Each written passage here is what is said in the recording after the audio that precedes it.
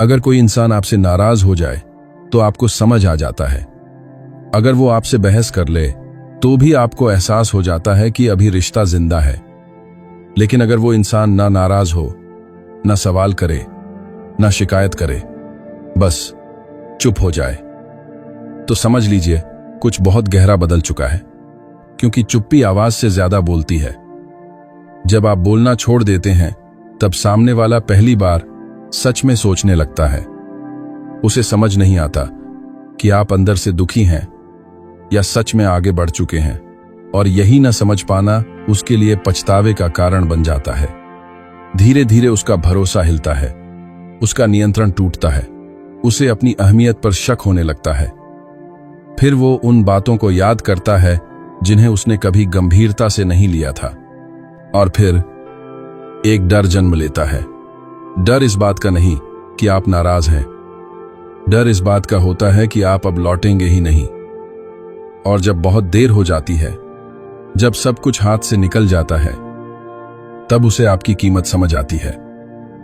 लेकिन तब तक आप उम्मीद छोड़ चुके होते हैं, तब तक आप खुद को बचा चुके होते हैं। इस वीडियो में हम समझेंगे वो 6 बातें जो सामने वाले के अंदर होती हैं उस दिन, जिस दिन उसे एहसास होता है कि उसने आपको खो दिया है।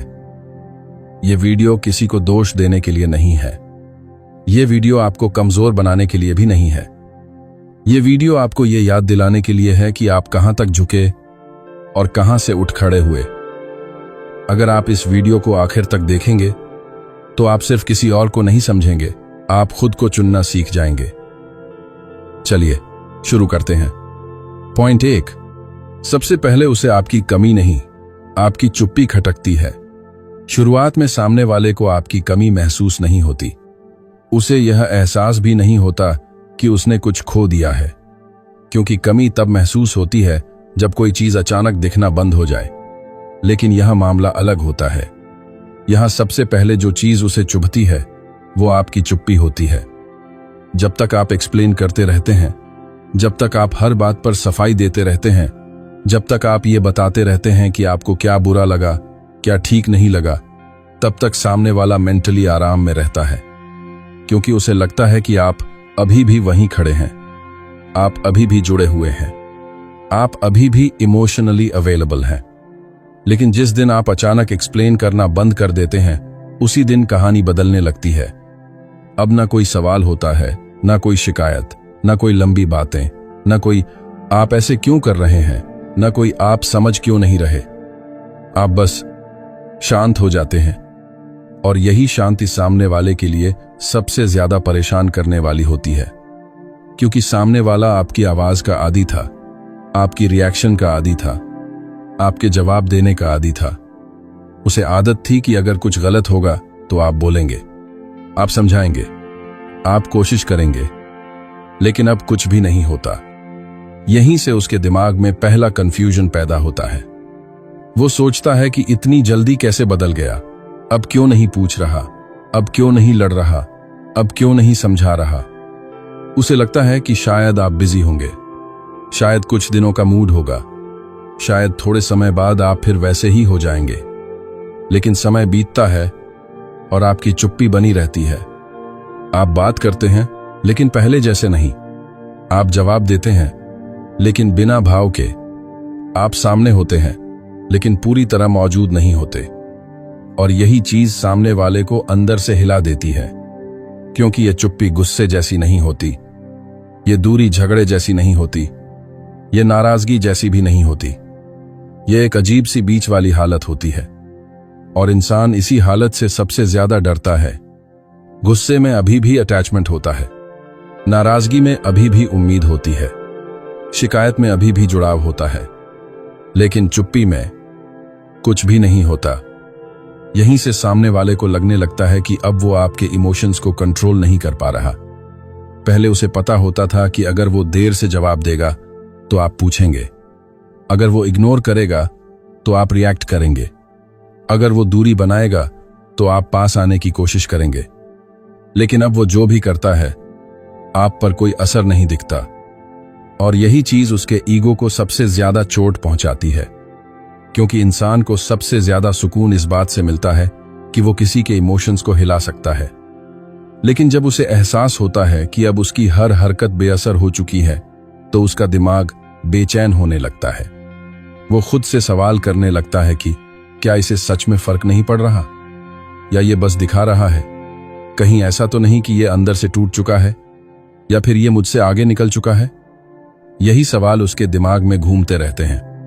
और सबसे बड़ी बात यह है कि आप कुछ भी कहे बिना उसे खुद से सवाल करने पर मजबूर कर देते हैं। आप उसे ब्लेम नहीं करते, आप बस अंदर से पीछे हट जाते हैं।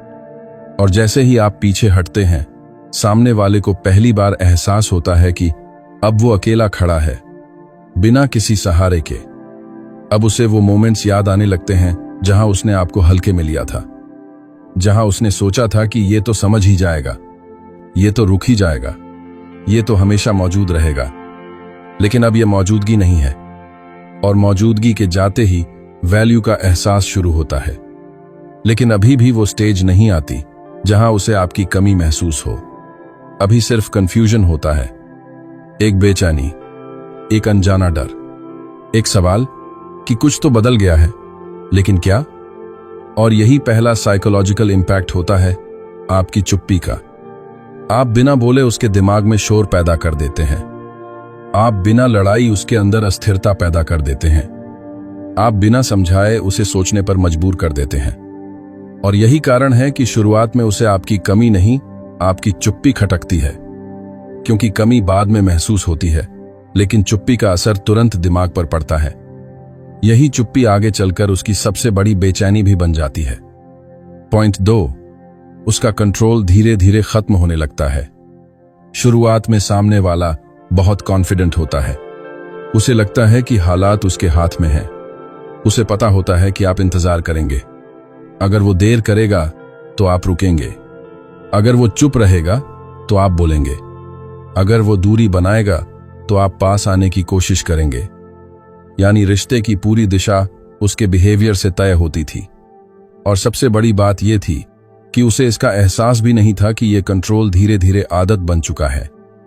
आप हर बार एडजस्ट करते रहे, हर बार समझाते रहे, हर बार खुद को रोकते रहे, हर बार ये सोचकर कि शायद अगली बार ठीक हो जाएगा। यहीं से सामने वाले के मन में एक साइलेंट कॉन्फिडेंस बन जाता है। उसे लगता है कि आप कहीं नहीं जा रहे, आप वहीं रहेंगे, आप इंतजार करेंगे। लेकिन जिस दिन आप रुक जाते हैं, जिस दिन आप इंतजार करना बंद कर देते हैं, उसी दिन उसका कंट्रोल हिलने लगता है। अब सबसे बड़ा फर्क यह होता है कि उसे अब आपकी स्थिति समझ नहीं आती। पहले उसे साफ पता होता था कि आप क्या सोच रहे हैं, क्योंकि आप बता देते थे, आप समझा देते थे, आप अपने मन की हर बात सामने रख देते थे।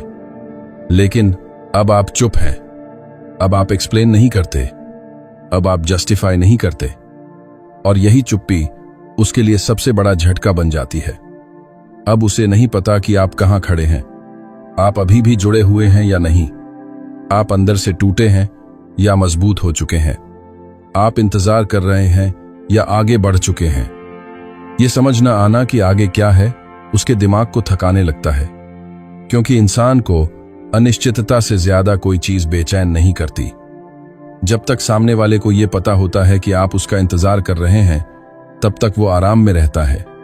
वो अपने हिसाब से आता जाता है, अपने मूड के हिसाब से बात करता है, अपने समय के हिसाब से ध्यान देता है। लेकिन अब उसे कुछ भी तय नजर नहीं आता। अब वो जो भी करता है उसका असर आपको हिला नहीं पाता। आप पहले जैसे रिएक्ट नहीं करते, आप पहले जैसे परेशान नहीं होते, आप पहले जैसे सवाल नहीं करते। और यहीं से उसके ईगो को चोट लगनी शुरू होती है, क्योंकि ईगो को सबसे ज्यादा ताकत कंट्रोल से मिलती है। जब किसी को यह लगता है कि मेरी एक हरकत से सामने वाला बदल जाता है, तो ईगो मजबूत होता है। लेकिन जब वही हरकत अब कोई असर नहीं दिखाती, तो ईगो कमजोर हो जाता है। अब सामने वाला बार बार सोचने लगता है कि ये अब इतना शांत कैसे है, पहले तो इतनी जल्दी परेशान हो जाता था, अब क्यों फर्क नहीं पड़ रहा। और ये सवाल उसके मन में डर बनकर बैठ जाते हैं। वो कभी कभी जानबूझकर दूरी बनाता है, सिर्फ ये देखने के लिए कि आप रिएक्ट करेंगे या नहीं।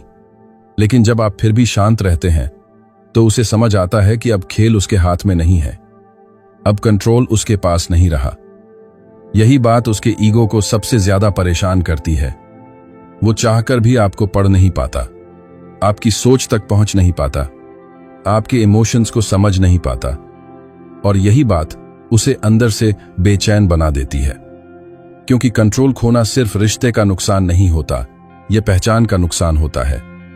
उसे लगता है कि वो अब उतना जरूरी नहीं रहा, और यह एहसास उसके ईगो के लिए बहुत भारी होता है। अब वो अपने पुराने व्यवहार को नए नजरिए से देखने लगता है।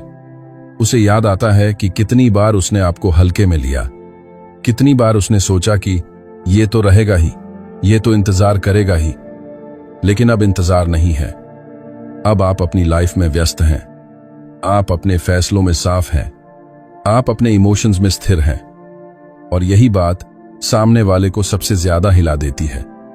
पहले आप सोचते रहते थे, अब वो सोचता रहता है। पहले आप उसे खोने से डरते थे, अब वो घबराता है।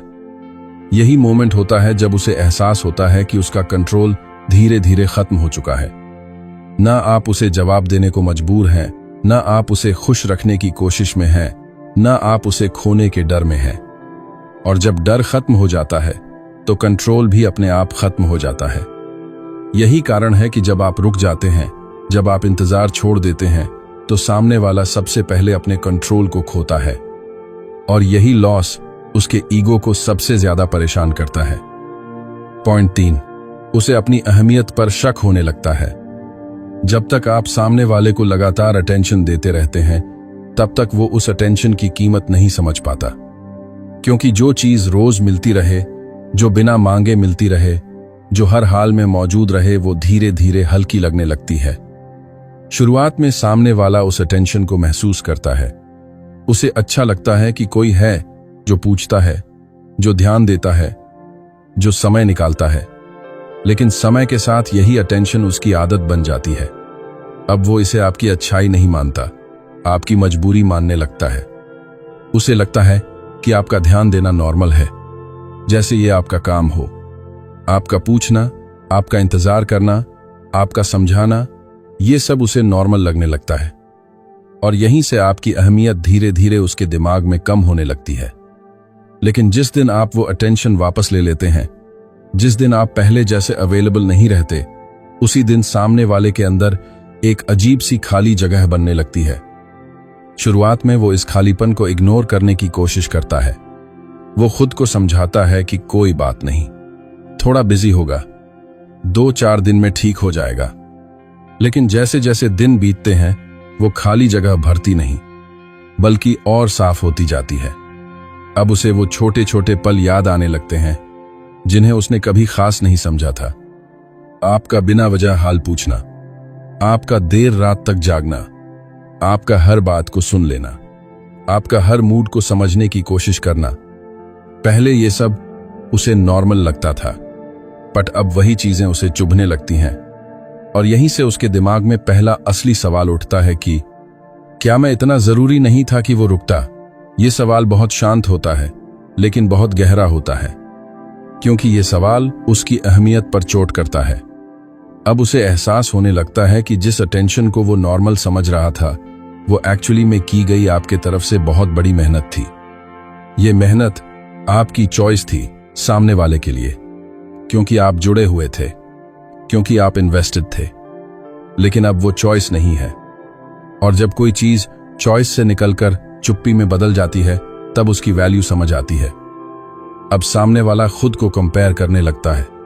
ईगो ये मानना चाहता है कि मैं खास हूं, मैं अलग हूं, मुझे छोड़ा ही नहीं जा सकता। लेकिन आपकी दूरी इस सोच को तोड़ने लगती है। अब सामने वाला आपके बिना अपनी इमेज को देखता है, और उसे एहसास होता है कि आपके जाने से उसकी पोजीशन बदल गई है। पहले आप उसे हर बात में साथ रखते थे, पर अब वो आपके मन में आसपास भी नहीं है। पहले उसे यकीन था कि आप लौट आएंगे, अब उसे डर लगता है कि शायद आप लौटेंगे ही नहीं, और यही डर उसकी अहमियत पर शक बन जाता है। वो अपने पुराने व्यवहार को नए नजरिए से देखने लगता है। उसे याद आता है कि कितनी बार उसने आपको हल्के में लिया, कितनी बार उसने आपकी बात को टाल दिया, कितनी बार उसने सोचा कि अभी नहीं, बाद में देखेंगे, लेकिन अब बाद में कुछ भी नहीं है। अब वो खुद से पूछता है कि क्या मैंने इसे बस एक आदत समझ लिया था? क्या मेरी वैल्यू उतनी थी ही नहीं जितनी मैं सोचता था? ये सवाल उसे अंदर से कमजोर करने लगते हैं, क्योंकि जब इंसान अपनी अहमियत पर शक करने लगता है तो उसका कॉन्फिडेंस हिल जाता है। अब वो कभी कभी आपकी तरफ से कोई सिग्नल ढूंढता है, कोई रिएक्शन, कोई हिंट, लेकिन जब उसे कुछ नहीं मिलता तो उसका शक और गहरा हो जाता है। वो ये मानने को तैयार नहीं होता कि आप आगे बढ़ चुके हैं, लेकिन वो ये भी नहीं नकार पाता कि आप अब पहले जैसे नहीं हैं। और इसी बीच उसके अंदर एक बेचैनी जन्म ले लेती है, एक बेचैनी जो किसी को दिखती नहीं पर हर समय महसूस होती है। यही वो स्टेज होती है जहां सामने वाला आपको खोने के बाद खुद को खोने लगता है, क्योंकि जब तक आप थे उसकी अहमियत क्लियर थी, अब आप नहीं है तो उसकी पहचान हिलने लगती है। और यही कारण है कि उसे अपनी अहमियत पर शक होने लगता है। जिस अटेंशन को वो बस नॉर्मल समझ रहा था, अब वही अटेंशन उसे सबसे ज्यादा याद आती है। और यही सवाल उसके मन में बार बार गूंजता है कि क्या मैं इतना जरूरी नहीं था? पॉइंट 4, पुरानी बातें उसे अचानक साफ दिखने लगती हैं। जब तक आप सामने वाले को समझाते रहते हैं, जब तक आप हर बात पर कोई ना कोई मतलब देते रहते हैं, तब तक उसकी बहुत सी गलतियां उसकी नजर में गलतियां बनती ही नहीं हैं, क्योंकि हर गलती के साथ आप एक वजह जोड़ देते हैं, हर कमी के साथ आप एक बहाना रख देते हैं, क्योंकि आपका दिल साफ होता है। आप कहते हैं कि शायद आज सामने वाला थका हुआ होगा, शायद हालात ठीक नहीं होंगे, शायद इरादा बुरा नहीं था, और धीरे धीरे आप खुद ही उसकी गलतियों पर एक पर्दा डालते चले जाते हैं। इस पर्दे का सबसे बड़ा नुकसान यह होता है कि सामने वाला कभी अपनी गलती को पूरी तरह देख ही नहीं पाता, क्योंकि हर बार आप उसे बचा लेते हैं। लेकिन जिस दिन आप जस्टिफाई करना बंद कर देते हैं, उसी दिन यह पर्दा हटने लगता है। अब आप उसकी बातों को सही ठहराने नहीं आते। अब आप ये नहीं कहते कि कोई बात नहीं, छोड़ो, ऐसा ही है। आप बस चुप हो जाते हैं, और इस चुप्पी के साथ सामने वाला पहली बार अपनी हरकतों को बिना फिल्टर देखना शुरू करता है। अब जो बातें पहले इग्नोर हो जाती थीं, वही बातें उसे साफ साफ दिखाई देने लगती हैं। अब उसे याद आता है कि कितनी बार उसने आपकी बात बीच में काटी थी, कितनी बार उसने आपकी फीलिंग्स को हल्के में लिया था, कितनी बार उसने आपकी जरूरतों को टाल दिया था। पहले ये सब बातें उसे छोटी लगती थीं, क्योंकि आप उन्हें छोटा बना देते थे, लेकिन अब जब आप कुछ भी ढक नहीं रहे, तो वही बातें उसे चुभने लगती हैं। अब उसे एहसास होता है कि आप हमेशा एडजस्ट करते रहे, आप हमेशा पीछे हटते रहे, आप हमेशा पहले समझने वाले बने रहे, और वो हमेशा इन सब बातों को हल्के में लेता रहा। यह एहसास उसके लिए बहुत अनकंफर्टेबल होता है, क्योंकि अब वो ये नहीं कह सकता कि मेरी गलती नहीं थी। अब हर पुरानी बात एक एक करके उसके सामने आने लगती है। उसे याद आता है कि जब आपने सपोर्ट मांगा था, तब उसने समय नहीं निकाला था। जब आपने मुश्किल हालात में साथ चाहा था, तब उसने दूरी बना ली थी। पहले वो सोचता था कि कोई बात नहीं, सामने वाला समझ जाएगा, लेकिन अब उसे समझ आता है कि आपने समझा जरूर था, लेकिन उसकी कीमत आपने खुद चुकाई थी। और अब जब आप पीछे हट चुके हैं, तो वही कीमत उसके सामने आकर खड़ी हो जाती है। अब वो अपने शब्दों को दोबारा सुनने लगता है, अपने मैसेजेस को नए नजरिए से पढ़ने लगता है। जो बातें पहले उसे नॉर्मल लगती थीं, अब वही बातें उसे याद आने लगती हैं। सामने वाले को यह एहसास होता है कि उसने कई बार बिना सोचे समझे आपको बहुत कुछ बोल दिया था, लेकिन आपने कभी उसे उसका एहसास नहीं होने दिया, क्योंकि आप हमेशा सिचुएशन को संभाल लेते थे। अब आप नहीं हैं, अब कोई संभालने वाला नहीं है। और जब कोई सिचुएशन को संभालना बंद कर देता है, तो सच अपने आप सामने आ जाता है। यही वजह है कि अब सामने वाला अपनी गलतियों से भाग नहीं पाता। अब वो खुद से सवाल करने लगता है कि क्या मैंने इसे हल्के में ले लिया? ये सवाल उसके अंदर पछतावा पैदा करते हैं, लेकिन ये पछतावा आपके शब्दों से नहीं आता। ये पछतावा आपकी चुप्पी से आता है, क्योंकि आपने कुछ कहा ही नहीं, आपने कोई आरोप नहीं लगाया, आपने कोई हिसाब नहीं मांगा, आप बस हट गए। और यही हट जाना उसके लिए सबसे बड़ा आईना बन जाता है। अब वो अपने हर पुराने व्यवहार को नए एंगल से देखने लगता है। अब उसे यह भी दिखने लगता है कि कहां उसने सिर्फ खुद को चुना था और कहां उसने आपको सेकंड ऑप्शन बना दिया था। पहले वो सोचता था कि सब ठीक है क्योंकि आप थे, अब आप नहीं हैं तो सब ठीक है, ये सोच टूट जाती है। अब उसे यह भी समझ आता है कि आपने कितनी बार खुद को रोककर रिश्ते को चलाया था, और अब जब आप रुक गए हैं तो रिश्ता अपने आप उसकी सच्चाई दिखाने लगा है। यही वो स्टेज होती है जहां सामने वाला आपकी कमी के साथ साथ अपनी गलतियां भी देखने लगता है। अब वो चाहे जितना आगे बढ़ने की कोशिश करे, पुरानी बातें उसके साथ चलती हैं, क्योंकि आपने उन्हें दबाया नहीं, बस छोड़ दिया। और छोड़ी हुई बातें अक्सर सबसे ज्यादा बोलती हैं। अब कोई जस्टिफिकेशन नहीं है, अब कोई फिल्टर नहीं है, सिर्फ सच है, और सच अक्सर सबसे ज्यादा चुभता है। पॉइंट 5, वो अंदर ही अंदर डरने लगता है। इस डर की शुरुआत बाहर से दिखाई नहीं देती। सामने वाला हंसता है, नॉर्मल बिहेव करता है, अपने काम में बिजी दिखता है, लेकिन अंदर अंदर कुछ ठीक नहीं होता, क्योंकि ये डर नाराजगी का नहीं होता। अगर आप नाराज होते तो सामने वाले को रास्ता साफ दिखता। सामने वाला सोचता है कि थोड़ा समय दूंगा, बात कर लेंगे, सब ठीक हो जाएगा। नाराजगी टेम्पररी होती है, नाराजगी में वापसी की उम्मीद होती है, लेकिन यहां डर कुछ और ही होता है। डर यह होता है कि आप सच में आगे बढ़ चुके हैं, और यही डर सबसे ज्यादा गहरा होता है। जब आप चुप रहते हैं, जब आप एक्सप्लेन नहीं करते, जब आप सवाल नहीं पूछते, तब सामने वाले को आपकी इमोशनल स्थिति समझ नहीं आती। उसे नहीं पता कि आप अंदर से दुखी हैं या फिर आप अंदर से फ्री हो चुके हैं।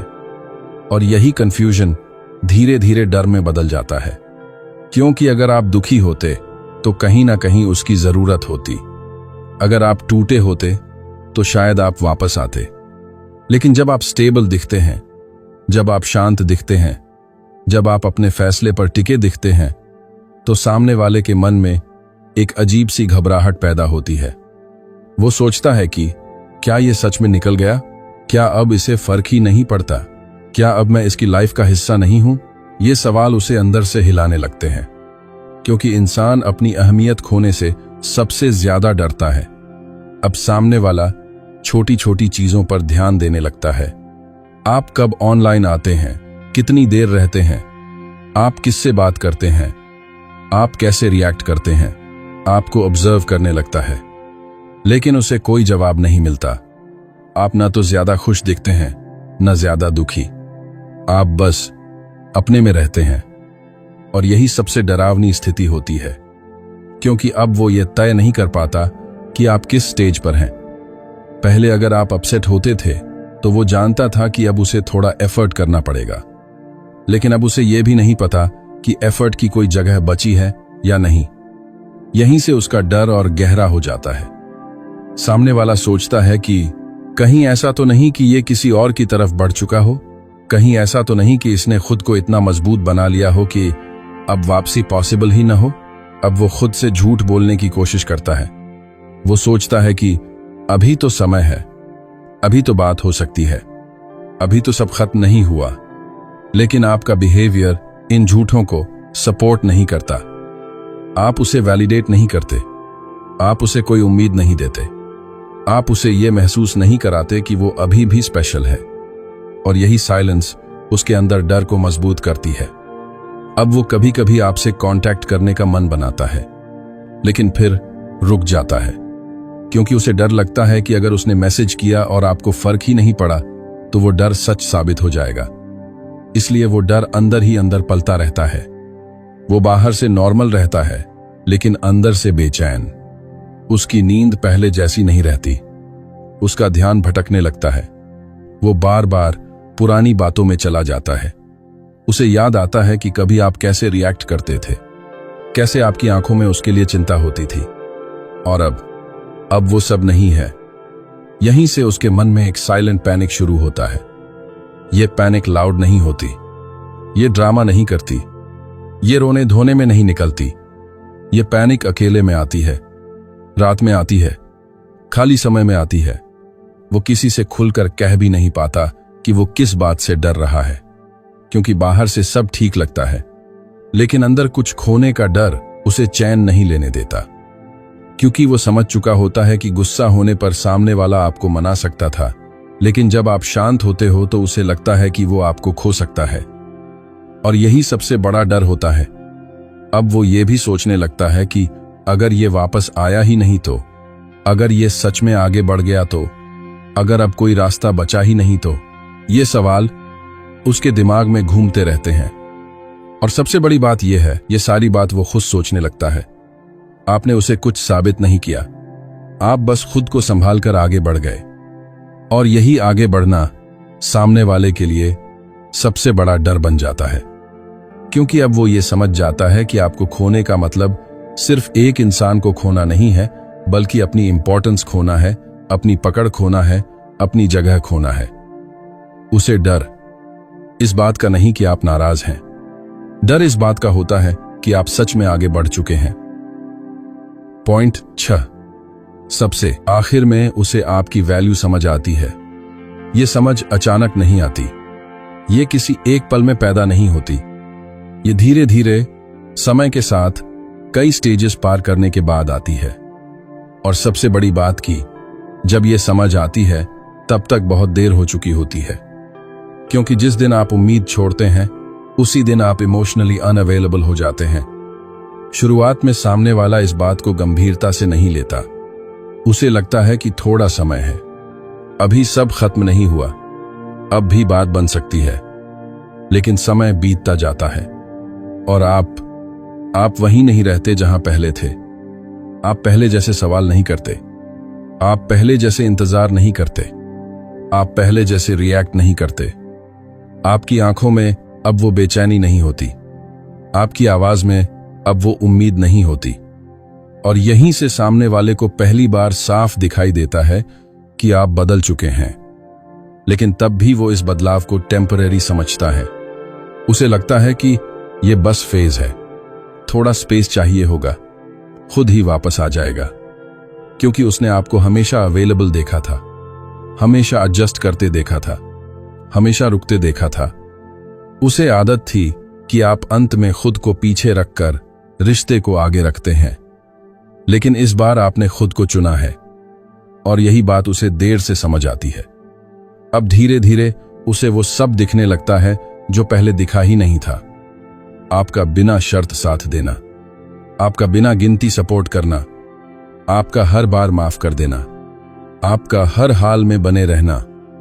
पहले ये सब उसे नॉर्मल लगता था, अब ये सब उसे खास लगने लगता है। अब उसे एहसास होता है कि हर इंसान इतना धैर्य नहीं रखता, हर कोई इतना समझने वाला नहीं होता, हर कोई इतना टिककर नहीं खड़ा होता। लेकिन ये एहसास अब बहुत देर से आता है, क्योंकि अब आप वही इंसान नहीं हैं जो हर बार खुद को तोड़कर रिश्ता जोड़ता था। अब आप बिना वजह अपनी एनर्जी खर्च नहीं करते। और यही बदलाव सामने वाले को सबसे ज्यादा चौंकाता है। अब वो समझने लगता है कि आपकी वैल्यू सिर्फ आपकी बातों में नहीं थी, आपकी मौजूदगी में भी थी। लेकिन वैल्यू की यह समझ हमेशा लॉस के बाद आती है, क्योंकि जब कोई चीज हमारे पास होती है तो हम उसे हमेशा का मान लेते हैं। हम अक्सर मन ही मन मान लेते हैं कि ये तो हमेशा रहेगा, ये तो अपने आप समझ जाएगा, ये तो हमें कभी छोड़ ही नहीं सकता। और यही मान लिया हुआ भरोसा सबसे बड़ा धोखा बन जाती है। अब सामने वाला आपसे कांटेक्ट करना चाहता है, अब वो बात करना चाहता है, अब वो सब कहना चाहता है जो पहले नहीं कहा। लेकिन अब आप सुनने की उसी जगह पर नहीं है। आप बदले नहीं हैं, आप बस आगे बढ़ चुके हैं। और आगे बढ़ा हुआ इंसान पीछे की आवाज साफ सुन नहीं पाता। आप चुप रहकर किसी को सजा नहीं दे रहे, आप बस खुद को प्रोटेक्ट कर रहे हैं। क्योंकि जिस दिन आपने उम्मीद छोड़ी थी, उसी दिन आपने खुद से एक वादा किया था कि अब आप वहां नहीं रुकेंगे जहां आपको बार बार अपनी अहमियत साबित करनी पड़े। और यही वादा आपको इमोशनली मजबूत बना देता है। अब सामने वाले को आपकी वैल्यू समझ आती है, लेकिन अब उस वैल्यू तक पहुंचने का रास्ता बंद हो चुका होता है। क्योंकि वैल्यू सिर्फ ध्यान से नहीं बनती, वैल्यू लगातार बने रहने से बनती है। और आपने वो लगातार बने रहना बहुत लंबे समय तक दिखाया था। लेकिन जब उसी लगातार मौजूदगी को हल्के में लेना शुरू कर दिया जाता है तो चीजें वहीं से बदल जाने लगती है। अब उसे ये बात धीरे धीरे समझ आने लगती है कि आपका होना सिर्फ पास होना नहीं था, आपका होना उसे भीतर से थामे रखने वाली एक मजबूती था, एक इमोशनल सेफ्टी थी, एक भरोसा था। लेकिन भरोसे की कीमत हमेशा टूटने के बाद समझ आती है। अब वो चाहे जितना पछताए, जितना सोचे, समय पीछे नहीं जाता, क्योंकि आप अब उसी जगह पर नहीं हैं। अब आपके लिए किसी को बार बार अपनी अहमियत समझाने से ज्यादा जरूरी आपकी शांति है। और यही बात सामने वाले को सबसे ज्यादा चुभती है, क्योंकि अब वो आपको बस ये साबित करना चाहता है कि आपकी वैल्यू उसे समझ आ गई है। लेकिन वैल्यू तब काम की होती है जब उसे संभाला जा सके, और यहां वो मौका निकल चुका होता है।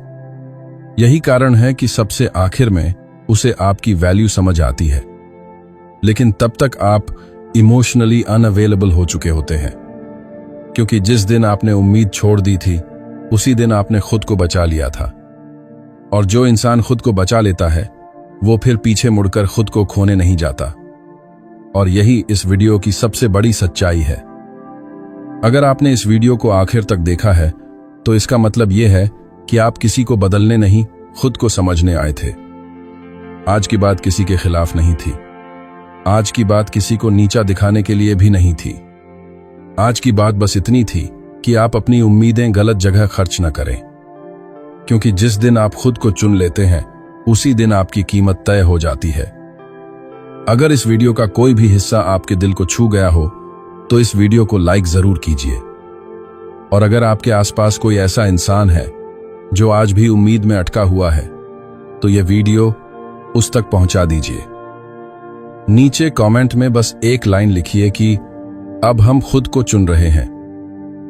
और अगर आप स्टोइक संदेश पर नए हैं तो सब्सक्राइब कर लीजिए, क्योंकि यहां बातें होती हैं खुद की कीमत समझने के लिए। मिलते हैं अगली जरूरी बात के साथ।